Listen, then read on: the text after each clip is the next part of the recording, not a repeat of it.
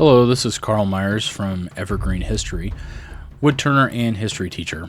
After receiving a reclaimed teak wood blank from the deck of the USS California, I was inspired to make a brief history of the Battleship California.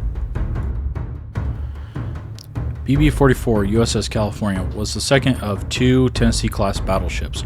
Her keel was laid down in October of 1916 and launched on November 20th, 1919. While she missed the war to end all wars, she would see action in the Second World Team Deathmatch. Prior to that, she would often act as the flagship in the Pacific Fleet during the 1920s and 30s. One of the reasons that she was chosen as the flagship during the 30s was the more advanced radar that she was equipped with. California's armament was impressive for the time that she was new.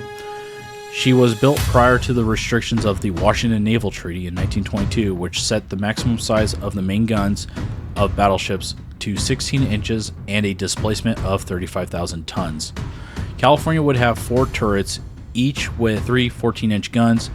Subsequent armaments would include 14 5-inch guns, 4 3-inch guns, and 2 torpedo tubes. During World War II, after she was fixed up following the Pearl Harbor attack, she would get an increased air defense protection with 11 quadruple 40mm Bofors and 6 twin 40mm Bofors. It also had 43 20mm Oerlikon cannons. Her displacement was 40,992 tons when fully loaded, though this was small compared to the larger Little Sisters of the Iowa class, with their 58,460 tons and 16-inch main guns. Additionally, the California was a slow ship at 21 knots compared to the faster battleships of the Iowa class. A little bit of history for California. She would become the flagship of the Pacific Fleet during the 1920s and would hold that role through the bombing at Pearl Harbor during the Japanese attack at the U.S. naval base in the territory of Hawaii. The USS California was one of the battleships on the row along with the Arizona, Maryland, Nevada, Oklahoma, Pennsylvania, West Virginia, and her older sister, Tennessee. Like most ships involved, she took several hits, including 2 torpedoes, both of which were below the armor belt. With that damage, the ship was able to counterflood, which prevented her from rolling over like what happened to the USS Oklahoma. California would settle at the bottom of the harbor. She would lose 100 sailors, but would be able to see action again. She would be drained of water and put in dry dock at Puget Sound Naval Yard. There she would be repaired and upgraded. The upgrading would include the aforementioned anti-aircraft guns, as well as a more advanced firing system similar to those found on the Iowa-class ships. She would be ready to go January 1944, just in time to provide shore bombardment for the Marine invasion of Saipan, Guam, and Tinian, to take those islands from the Japanese. Her most notable action she saw was during the campaigns for the Philippines. USS California would participate in the last battleship-on-battleship action in history.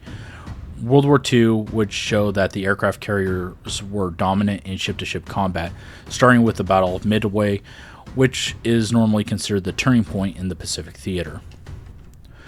The Battle of Surigao Strait was the particular battle within the Philippines campaign that would see the last battleship slugging it out. In a summary written by Rear Admiral Samuel E. Morrison, there was a concern about the type of ammunition that was being carried by the battleships. At this point in the war, the ships were mainly used for shore bombardment, not for ship-to-ship combat. According to Morrison, USS California was carrying 240 AP rounds, or armor-piercing rounds. These are the preferred ammo for ship-to-ship combat. Shore bombardment, on the other hand, used high-explosive rounds, the majority of the latter shells being used to hit Japanese positions on the island. So these battleships' magazines consist of about 23% armor-piercing shells and 77% high-explosive shells. Thus, the American battleships were not as prepared for ship-to-ship combat at this time, but would still go out to meet the Japanese Armada. The strategy to compensate for the low quantity of armor-piercing shells was to wait until targets were between 17,000 yards and 20,000 yards and hold the AP shells unless the enemy battleship was in range, and use the remaining high explosive rounds for ships smaller than battleships like cruisers or destroyers. The battle line where the battleships were positioned would open fire at 0353 on October 25th, 1944. Due to having the latest Mark 8 fire control radar, West Virginia, Tennessee, and California were the first American battleships to fire. It is difficult to tell which ships hit what targets. The fleet included many ships, destroyers, cruisers, and even tiny patrol torpedo boats. The Americans would drive off the Japanese force of a combination of battleships, cruisers, and destroyers. The battleships Fuso and Yamashiro would be sunk during this action. Another notable outcome of this battle was the first deliberate use of the Japanese kamikaze.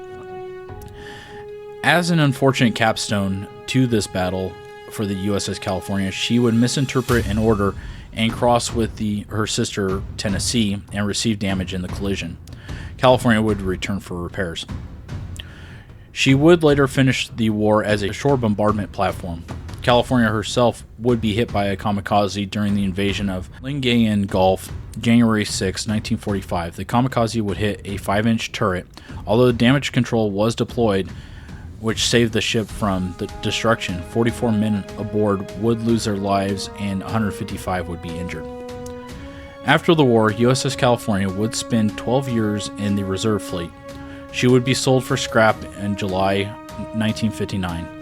While most of the ship was lost to being used for other things, her teak deck was sold to tropical exotic hardwoods.